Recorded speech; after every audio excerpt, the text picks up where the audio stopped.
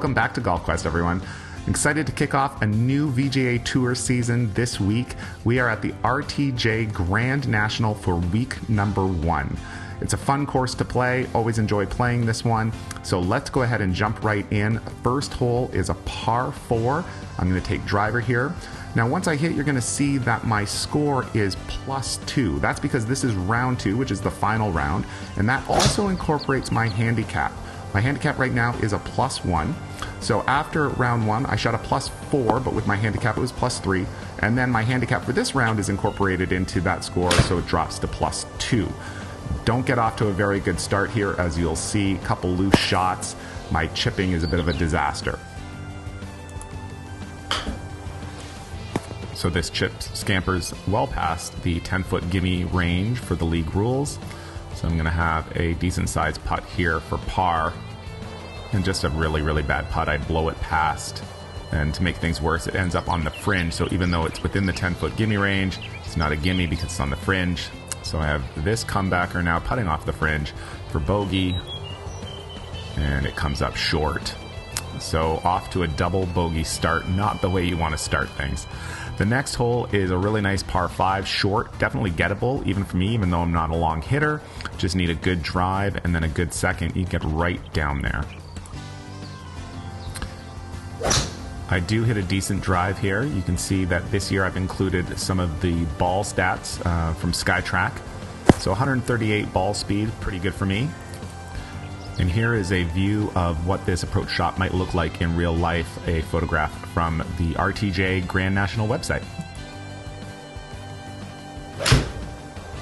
So obviously a really bad approach shot here. I was kind of licking my lips with a 5-iron in my hand, thinking that I was going to maybe have an eagle putt and a definite bird, and I put it way over. I actually thought I hit an amazing approach shot here from 50 yards out, or scratch that, 60 yards out.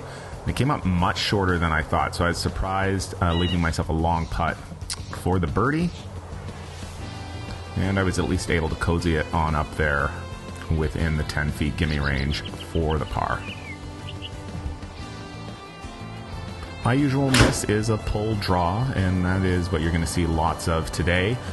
When playing these sim holes, I often think to myself what this hole might look like in real life, and I think this would be pretty spectacular with the bridge and the water in the background. And a pretty good chip here, getting it close to save the par. It's always interesting watching yourself swing, and one of the things I'm noticing watching this is how I keep falling back on my back leg, especially with driver.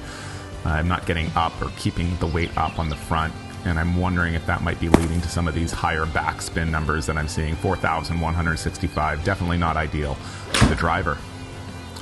Another loose swing here, pushing it out to the left with this 9-iron. And if I remember correctly here, I hit a chip here I actually liked, and I thought it was really good. And yeah, it came up short, leaving myself a 16-footer for par. And I wasn't able to make that one, pulling a little bit to the right. And so up to +5 I go for the tournament. I like to take 3-wood on this short par 4, and once again, slight pull to the right. You can see the little aiming marker there, out there on the left. Going to end up in the right rough. Not a terrible result, especially in the simulator, but not what I wanted. If you haven't done so already, please consider hitting that subscribe button, and then find the like button for this video and give that a click too. That'd be amazing. Thanks so much. Not a realistic look at birdie here, 27 feet, but at least I get it within the 10-foot friend range here to pick up the par. A little further than I normally want. I try to get it within 5 feet most times, but that's okay. All right, we're on to the next par 5. This is another gettable par 5. No real danger in going for the green in 2. It looks like there's some junk up by the green, but really it's quite hittable from there. So you can just go ahead and take a rip at it and see where your ball ends up. Unfortunately, the drive I do end up hitting is not a good one. Look at these numbers. They're actually pretty terrible. 4,500 backspin, only a carry of 201 yards, and 127 mile per hour ball speed. It's pretty bad.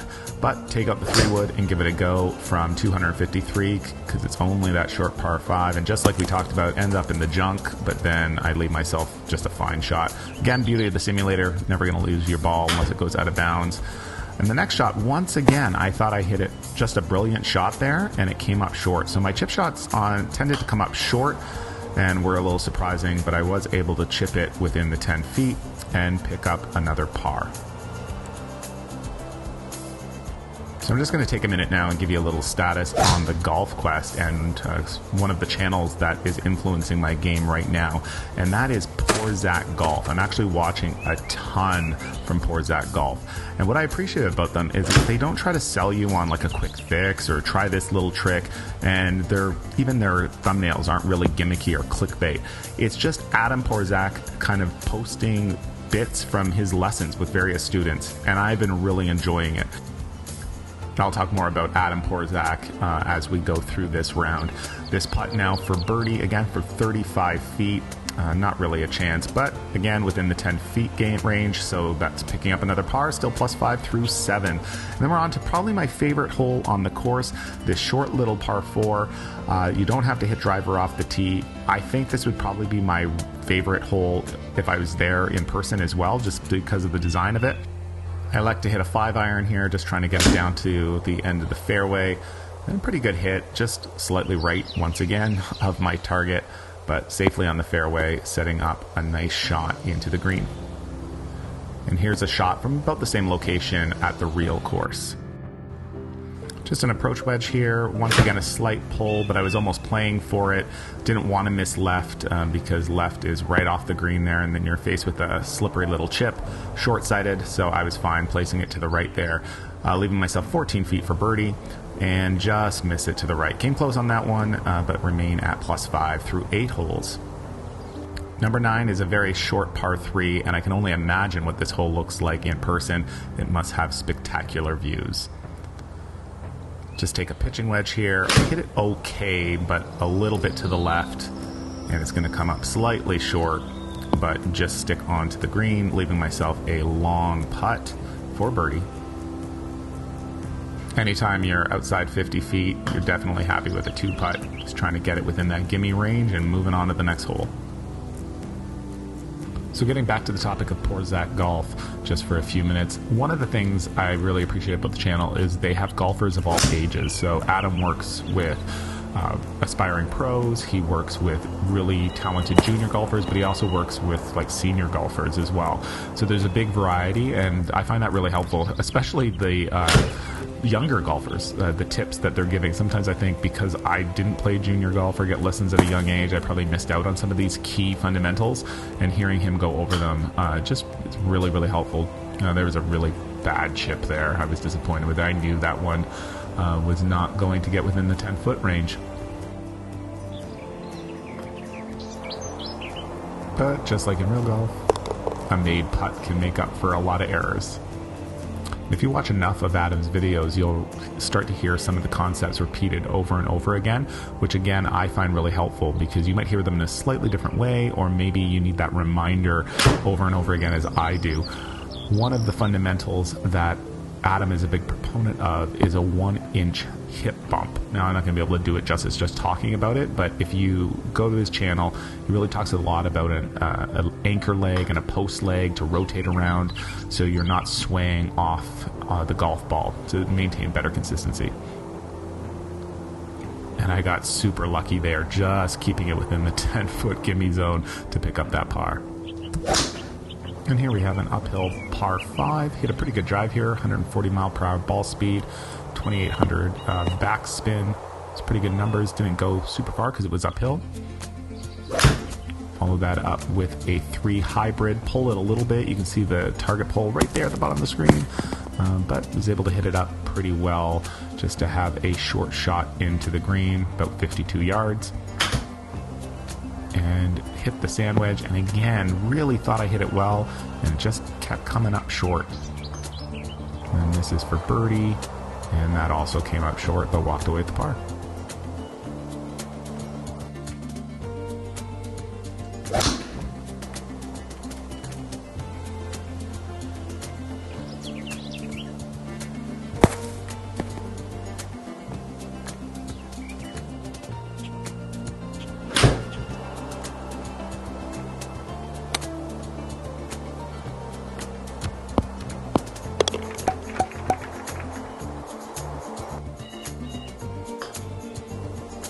rather uneventful par here.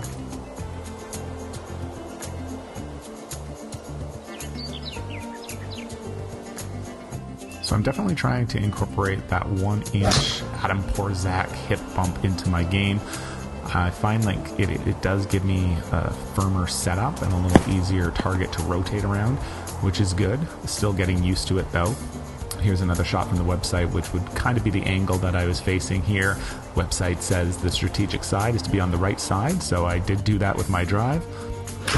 And then I hit another slight pull, but better right here than left, as there's a steep drop off on the left side, so manageable shot there.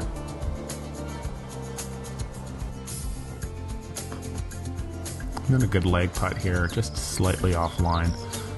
Would have had a good chance to go in if it was straight. Definitely hard to watch myself swing the driver. I do not like my move on the ball at all with the driver. I feel like I sway a little bit. It's not powerful enough. I gotta fix that, but I've been in search of fixing the driver for a long time now. So, not holding my breath that I'm gonna fix it anytime soon. I did hit a good 3 hybrid here though. Hit it really solid. Unfortunately, it was just a little offline. And then this is surprising. I hit what I thought was a perfect chip here, and it came up way short. So I was quite disappointed with that.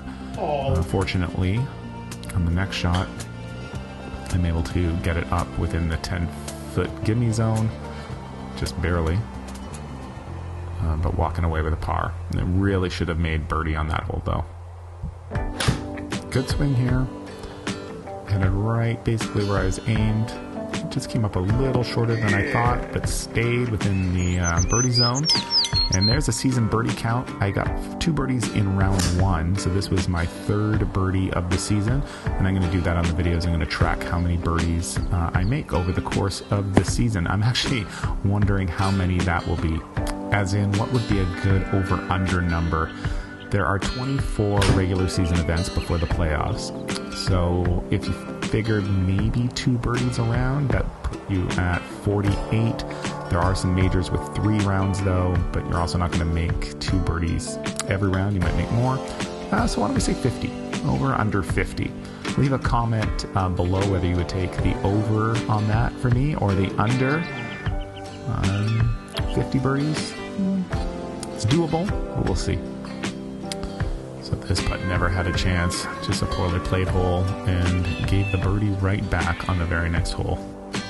Finally, the 18th finishing hole requires a really good drive to be in a decent position, because on your approach shot, you're going to have to carry water and you're going to have to get it over some rocks to an elevated green. You see the clubhouse up on the hill there, perched up, and here is a photo taken from that clubhouse with just a spectacular view.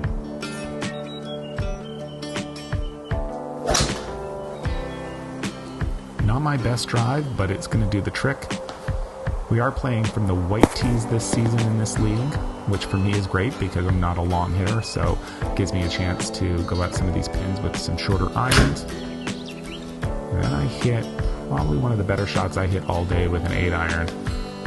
And I get a little fortunate on the release. It bounces forward and rolls just into that birdie zone to finish with a birdie.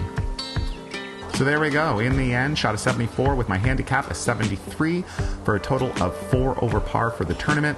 Not bad, but not great. Not going to win the tournament by any means. I will give you an update on how I finish at the start of next week. If you're wanting to follow along, please hit subscribe, hit that bell, and give this video a thumbs up. All the support is much appreciated. Thanks so much, and we will see you next time on Golf Quest.